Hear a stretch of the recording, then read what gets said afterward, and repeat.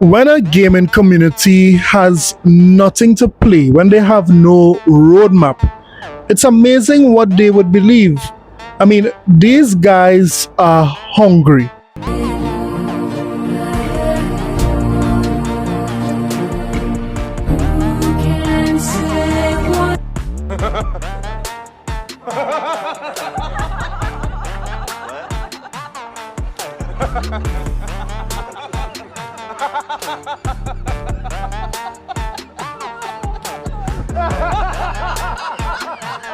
I mean, things are so bad when it comes to games in the PlayStation community, because just a while ago they would have heard TV with all the movie announcements at CES. That if it is you tell these ponies that Sony is coming out with a brand new Superman game and he's coming from the streets of Compton, they would believe it. Take his flight, what he do? What'd he do? Oh shit! That's the real soup. Let me see. Hell no. I'm talking about. Oh. Oh hell! You about to punch somebody? Let me see how you move there, super. Do a magic punch.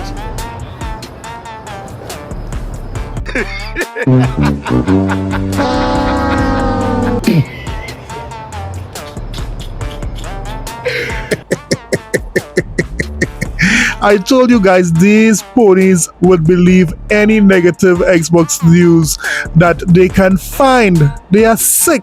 Well, one thing is for sure, it's not only me noticing that Sony has no roadmap. These ponies have no games. Look at what this article is saying here. It is saying PlayStation's 2025 lineup is looking lackluster and only Xbox best exclusives can save it. Yes, outside of Ghost of Yotei and Death Stranding, what does Sony fans have to look forward to? One of them being a second party game, which is Death Stranding. That's not a first party game.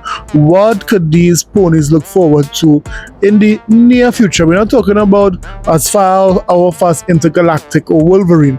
What could you guys look forward to? And the answer is nothing. You guys have nothing to play. That is why you guys are so fixated on what Christopher Dreng had to say. Yes, Christopher Dreng, the so-called journalist, had a lot to say about what Game Pass is doing and how devs feel about Game Pass. Well, let's examine exactly what he's saying in his latest clickbait article. So you know what? Let's get it! This is a sickness! Let's get it! So before we continue the video, guys, please consider hitting the like and subscribe button. Of course, you get great Xbox news, content, and of course, we give you guys the Sony pony sold. So if this type of content interests you, please consider subscribing. Now let's get back to the video. So for some months now, the PlayStation community and the critics of Xbox have been saying that Microsoft is getting out of the hardware, the console hardware business. They basically said it here, what Microsoft consoles are not selling, so they are going to no longer support or make any new hardware. They were convinced of that and they were peddling that for months. We had Jimmy saying that Xbox to abandon hardware. We had Trash saying that it's over for Xbox. We had Red Dragon saying, Microsoft is pulling consoles. We even had Ponybot Peter Ove who saying, it's over for Xbox. And both Xbox fans and anyone with a shred of reasoning would be able to discern that Microsoft getting out of the hardware business is ludicrous, because they have much more to lose than they have to gain. You see, hardware was never the tipping point of whether Xbox would be in business or not.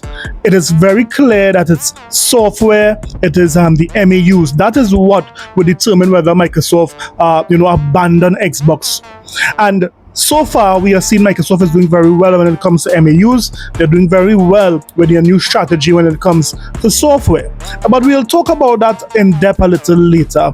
But these ponies don't want to listen to any kind of reason or logic. They want to continue with their talking points, and they want to believe their talking points. Don't matter how illogical it is. So today we are going to talk about Microsoft's strategy and how it's a winning formula. The first step of Microsoft winning strategy is games. Yes, that's the foundation of this strategy, and games are basically the heart of Xbox. To prove this, Microsoft would have announced just today that they are coming out with a developers direct. Yes, a developers direct. There they would show or maybe go have a deep dive in some of the previously announced games and also announce some new games.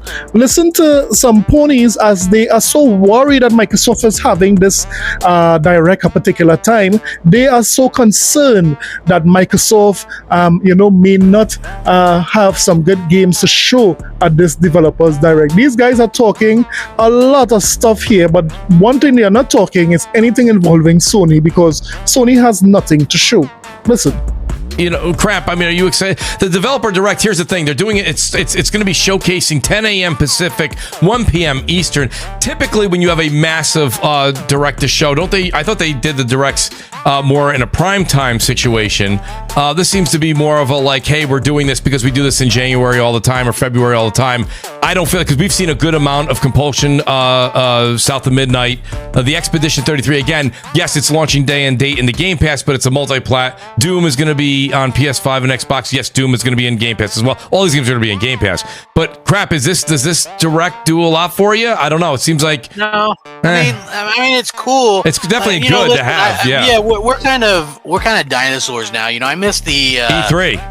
When all the companies would do E3 and get people excited about the different things coming. It's like for me, I look at this and I'm like, hey, that's cool. I mean, Microsoft is trying, I guess, but it's. I'm sorry. Who's that back there? What the heck are you talking about? It's like I think people are onto this. They're like, well, really, it's a multi-platform type of showcase or whatever, and they're saying, oh, well, this other thing could be Oblivion remake or whatever they kind of leaked, or something along those lines. Hey, cool, whatever. Wait, did crap just brush off an Oblivion remake as nothing? When these ponies have 7 different Last of Us coming to the PlayStation, these guys go crazy. When these guys see remake of Until Dawn and the 5th remake of Horizon, they go crazy.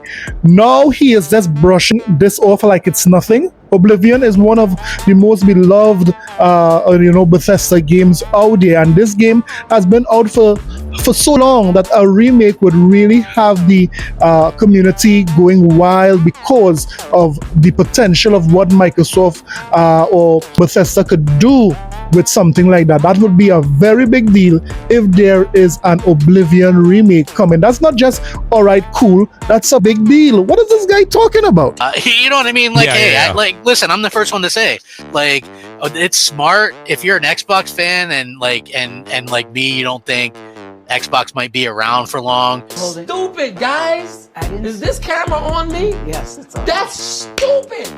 Use your common sense. It's kind of smart to just do the Game Pass thing. That way you don't lose anything if they do close down. You're just renting anyway. Yeah. Right? So it is what it is. You know what I mean? A lot less than somebody like me who, has thousands of games with them. You know what I'm saying? It's like, so like I can understand that. And it's like kind of crazy to me that they're kind of doing. I like the directs. I think they're pretty cool, but I'm not like super overly excited by these. You know what I mean? I guess we got Avowed coming up, and is this a new game supposedly, or is it just one? Could it be something they previously announced and we're going to see for the first time in a while? Is because stuff comes to mind like, hey, where's Everwild been? Or where's what the hell is that game? Contraband. Remember Contraband? What about Clockwork Orange or whatever that thing was? Not Clockwork Revolution. Supposedly Jason Ronald said that the games that are being shown are all for this year. So that tells me I think it's a double fine. I think it's going to be a lower scale game because I think people like Clobro. I think you guys are talking about Xbox games because you guys have no PlayStation games to talk about. There is nothing exciting. There's nothing that Sony would have shown to indicate that there is anything coming of worth outside of Ghosts of Eote, Death Stranding this year. So this is what the ponies are doing. They're so worried about what Microsoft is doing for that director's showcase. But this is just goes to show what these guys would do when they have nothing to play. So let me know if you are excited for the Developers Direct to be shown on the 23rd of January. What do you expect Microsoft would show at that Direct? Let me know in the comment section. So let's now talk about this article that has the gaming streets talking, and a matter of fact, it's giving these ponies a lot of talking points about Game Pass. You see, Christopher Dreng would have had a Q&A with The Verge, and he basically is very critical about Game Pass, stating that developers that put their games onto Game Pass lose 80% of sales. Now, we know this is a clickbait article, but let's entertain it. Let's debunk this entire article by using reasoning, by using facts, and by using evidence. So let's listen to this article and let's see what it's saying here. Xbox games in Game Pass can lose 80% of premium sales, it's claimed. Game Pass can also drive PS5 sales of multi-format games, according to a business journalist. So far we are seeing that this is a claim. Christopher Dreng brought no evidence, brought no facts, brought no empirical data to back up what he's saying. All of these things he's saying here are claims. But let's continue. Xbox games included in the Game Pass subscription service can reportedly expect to lose up to 80% of their predicted premium sales. That's according to business journalist Christopher Dreng, who added that, for multi-platform titles, inclusion in Game Pass can drive PS5 sales. So let's tackle that first statement. He is saying that any developer that put their game onto Game Pass could lose 80% of their premium sales. So in other words, developers are losing money by putting games onto Game Pass. Now, he does not give any context to this, stating that here what Microsoft does pay these developers to put their game onto Game Pass. So they get an initial bag depending on what type of game it is and what history that game has in the gaming industry. He doesn't give context and say that. He does not say that some games lose 80% of their premium sales. What he does is that he uses a blanket statement and says games that goes to Game Pass lose 80% of their sales. And that's not true, because we have a lot of developers all over the gaming industry who would have praised Game Pass for what it did for their game. For example, Citizen Sleeper developer praises Xbox Game Pass for keeping a lot of indie studios going. We have Lies of P director praises Xbox Game Pass and its marketing efforts for supporting the IP. Stalker 2 Dev praises Xbox for being very supportive and caring. And we also have Outer Wilds Dev praises Xbox Game Pass. It's been really awesome. So why are all these developers who would have experienced Game Pass praising Game Pass? Another question Christopher Dreng and all the ponies who believe such illogical lies is that if Xbox Game Pass is destroying these companies' games and preventing them from making the best amount of money they can make from the jump, why are all these developers continuing making deals with Xbox Game Pass? That does not make any sense. Are you saying that Microsoft has a gun to these developers' head to make them to put these games onto Game Pass? Why they keep coming back putting games onto Game Pass if it does damage to their games? Could Christopher Dreng and all these ponies explain that? Speaking as part of a Q&A on the Install Base forums, Dreng was asked his thoughts about Game Pass and its impact on the market. Anecdotally, games that are in Game Pass can expect to lose around 80% of its expected premium sales on Xbox, Dreng wrote. That's the figure that gets thrown around. It's less if it's a big mainstream release, but generally, look at how low Hellblade 2 charted. Or where Indiana Jones came. Or even Starfield. Game Pass clearly hurt sales of those titles on Xbox. But, if it's a game on multiple platforms, it can be beneficial. That surge in players on one Xbox can have a strong impact on sales on PlayStation, for instance. Now, if Microsoft is willing to pay developers hundreds of millions of dollars to the end of the $1 billion a year just to bring games to Game Pass, Christopher Dreng is basically saying that an Xbox player has it the best, because here he's saying that the devs don't make any money by these games coming to Game Pass. He's saying here what Microsoft doesn't make any money by these games coming to Game Pass. So who are benefiting from Xbox developers playing these games day and day onto Game Pass? It has to be the gamers, persons who are on an Xbox platform. Wow, so we are eating the best, and it's all thanks to Microsoft. He's also saying that Sony fans buy these games. They don't have a choice. If they want to play some of the best games in the industry, they have to pay for it.